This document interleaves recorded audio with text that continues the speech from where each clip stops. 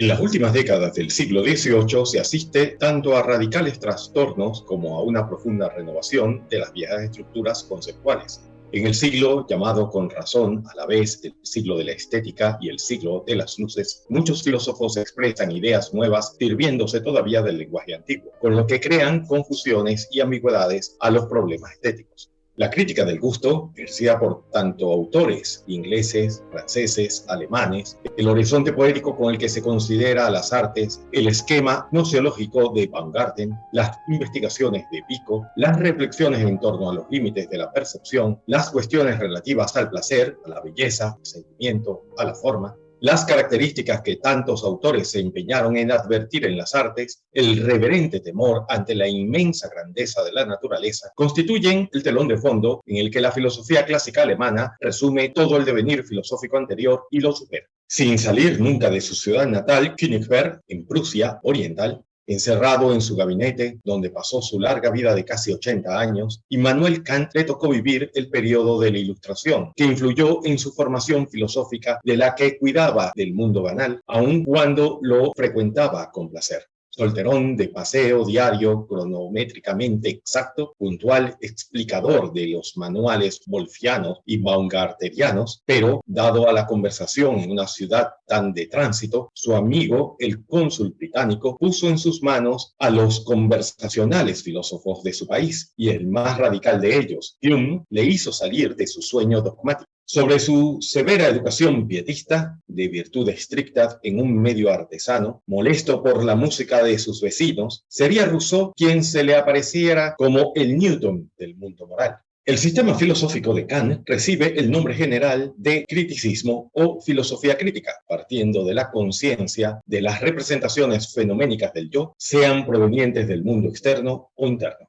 En su obra, Crítica de la razón pura, parte asumiendo los resultados del empirismo, afirmando el valor primordial que se le da a la experiencia, en tanto ésta permite presentar y conocer a los objetos desde la percepción sensible o intuición. La capacidad de recibir representaciones se llama sensibilidad y es una receptividad, pues los objetos vienen dados por esta. Y a la capacidad que tenemos de pensar los objetos dados por la sensibilidad se llama entendimiento. Las intuiciones que se refieren a un objeto dado por las sensaciones se llaman intuiciones empíricas y el objeto sensible constituido por la sensación y las categorías a priori de espacio y tiempo impresas por el hombre se llaman fenómeno, aquello que aparece. La intuición empírica es una percepción cualquiera que refleja a un objeto, y así el conocimiento es considerado como un medio. Además, es la que se refiere a un objeto, pero por medio de la sensación. Kant entiende por sensación el efecto de un objeto sobre la facultad fenoménica o representativa, en cuanto somos afectados por él. Se entiende que se prescinde por completo de la naturaleza del objeto afectante y que solamente se presta atención al efecto que se produce en nosotros, en lo puramente subjetivo.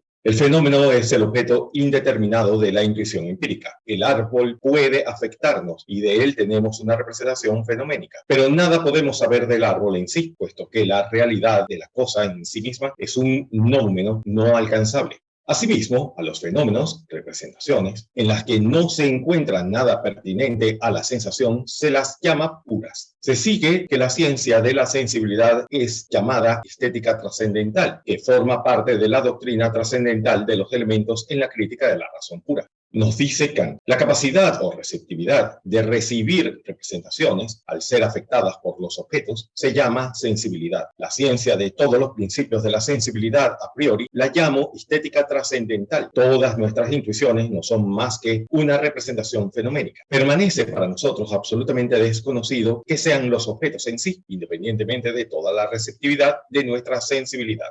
La estética trascendental muestra que, a pesar de la naturaleza receptiva de la sensibilidad, existen en ella unas condiciones a priori que nos permiten conocer, mediante el entendimiento, los objetos dados por los sentidos externos e internos, o intuición. Estas son el espacio y el tiempo. Para que las sensaciones sean referidas a objetos externos o alguna cosa que ocupe un lugar distinto del nuestro, y asimismo, para poder entender los objetos como exteriores los unos a los otros, como situados en lugares diversos, es necesario que tengamos antes la representación del espacio, que servirá de base a las intuiciones.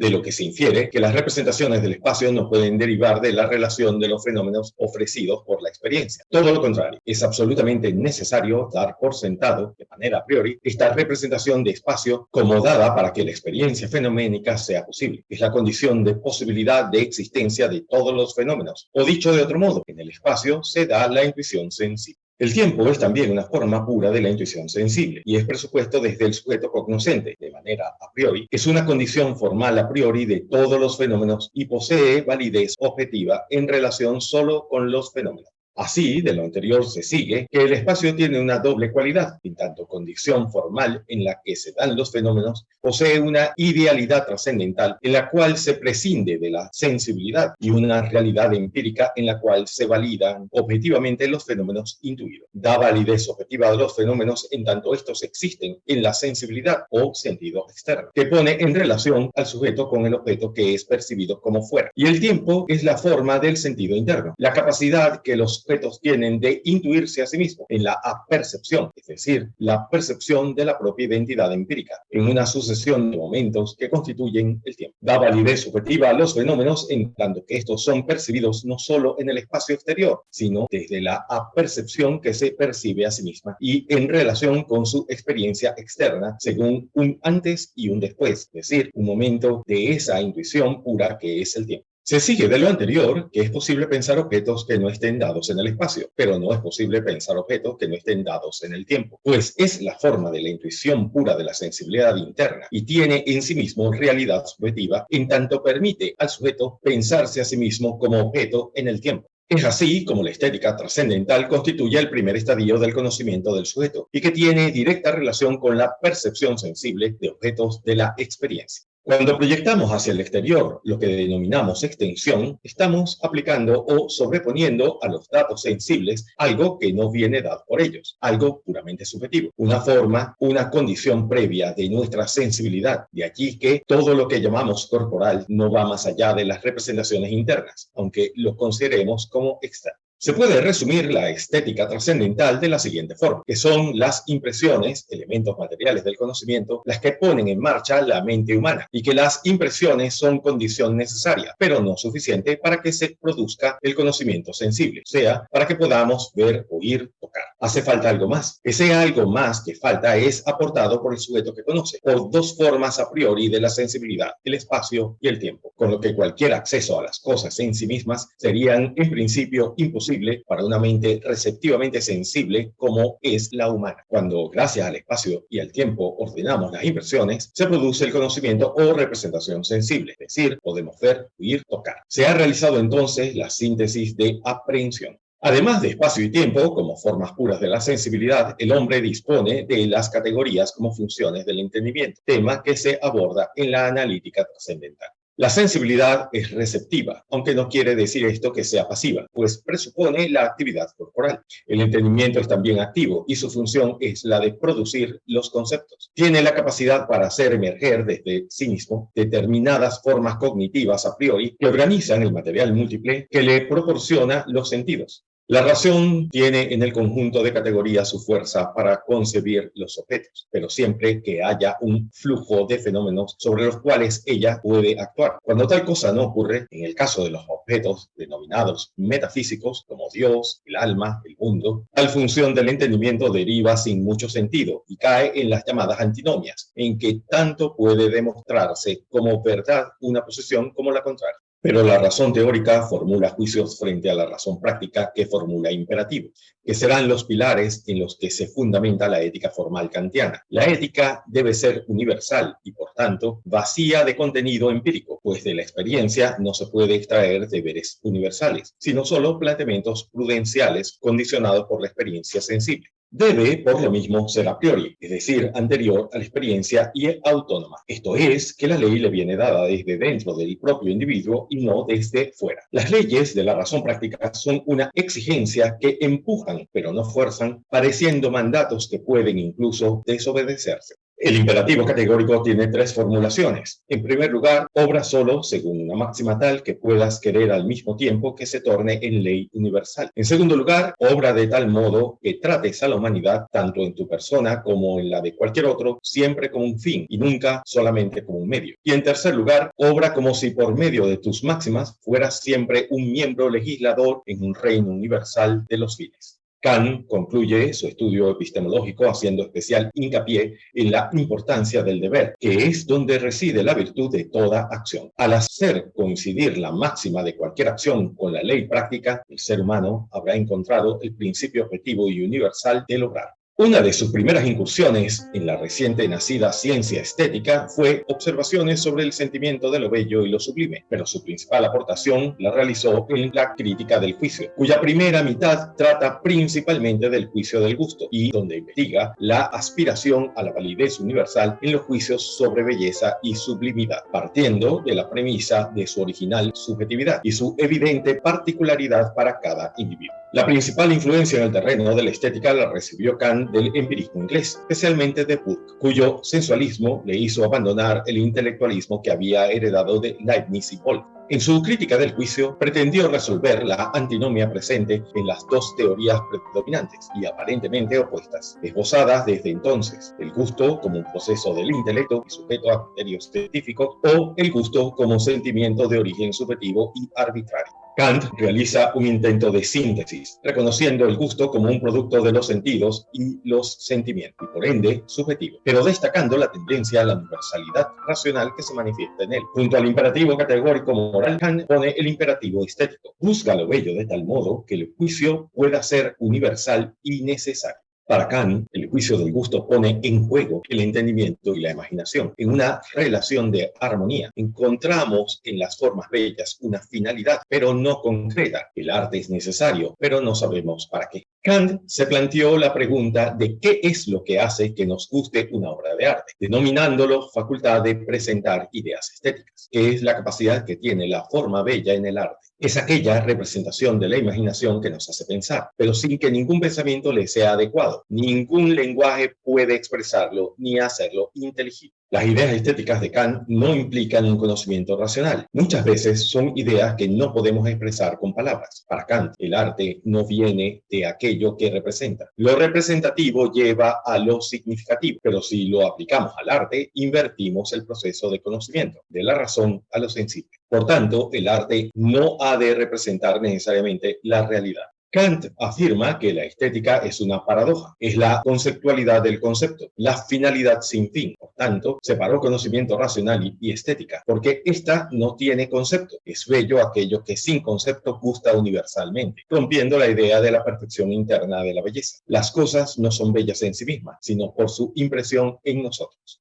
La universalidad del juicio estético proviene de un estado trascendental, común a la naturaleza humana. Así, la subjetividad estética, el ser común, propicia una cierta objetividad basada en leyes naturales, aunque no conocemos su procedencia. Las ideas estéticas excitan el pensamiento sin un conocimiento conceptual. En su crítica del juicio también sistematizó la categoría estética de lo sublime. Es el exceso, el desbordamiento. Así como la belleza es la forma contenida, limitada, humana, lo sublime desborda la forma, se dirige al infinito. La belleza comporta gusto, lo sublime atracción.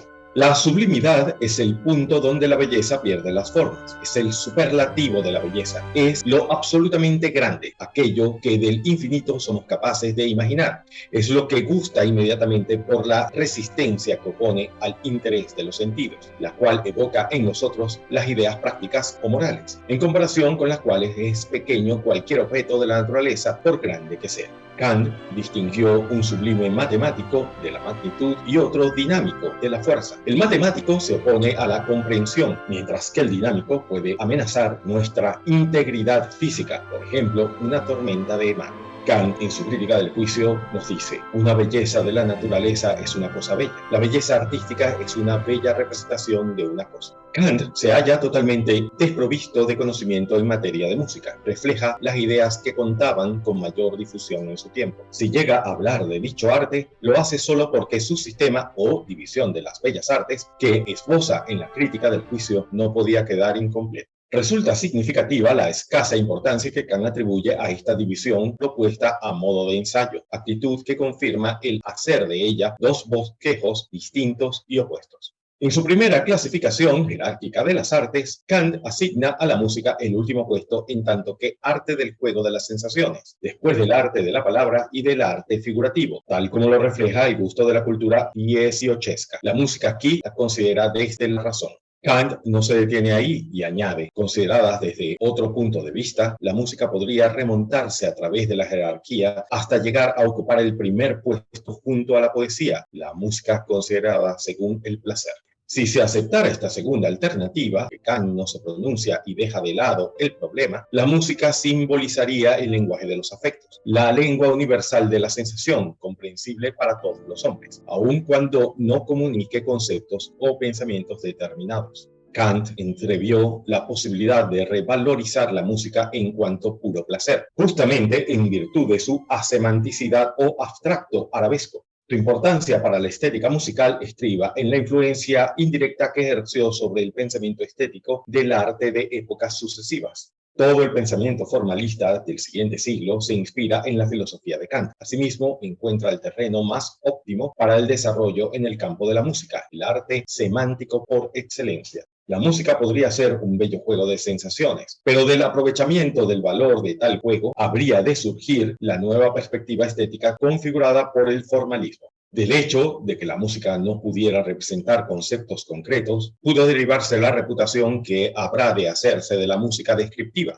Del mismo modo, la intuición kantiana, consistente en que el efecto emotivo de la música no era el elemento esencial de esta, sino un elemento meramente subsidiario, fue recogida después por el formalismo posterior. La Revolución Francesa ocurre a la vez que la revolución del pensamiento que tiene su cosne en Kant, formando parte de todo un cambio de clima mental en el orden de la sensibilidad y del lenguaje. El primer impacto de la Revolución Francesa en los artistas y pensadores europeos será conservarla como una poética imagen de la ilusión perdida y como coartada para la entrada del conservadurismo, como en el caso del poeta inglés Wordsworth. Felicidad era en esa aurora estar vivos.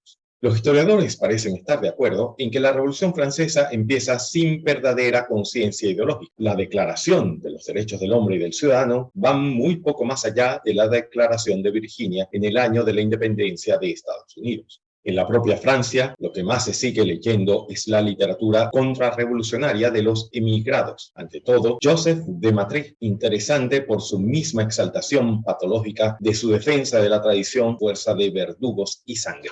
Pero quizás el más interesante sea el vizconde Louis de Bonald, para quien el lenguaje humano es el testimonio de la revelación prístina y del origen divino del hombre, no tanto por sus posibles contenidos y mensajes, cuanto como hecho formal, como don que humaniza al hombre y que no puede ser invención suya. Los escultores de fin del siglo XVIII crearán obras en las que prevalecerá una sencillez y una pureza de líneas que los apartará del gusto curvilíneo del barroco. En todos ellos, el desnudo tiene una notable presencia, como deseo de rodear las obras de una cierta intemporalidad. Los modelos griegos y romanos, los temas tomados de las mitologías clásicas y las alegorías sobre las virtudes cívicas llenaron los relieves de los edificios, los frontones de los pórticos y los monumentos, como arcos de triunfo o columnas conmemorativas. El retrato también ocupó un importante lugar en la escultura neoclásica. Antonio Canova representó a Napoleón como Marte y a su hermana Paulina como Venus Victrix, tomando así los modelos de los dioses clásicos.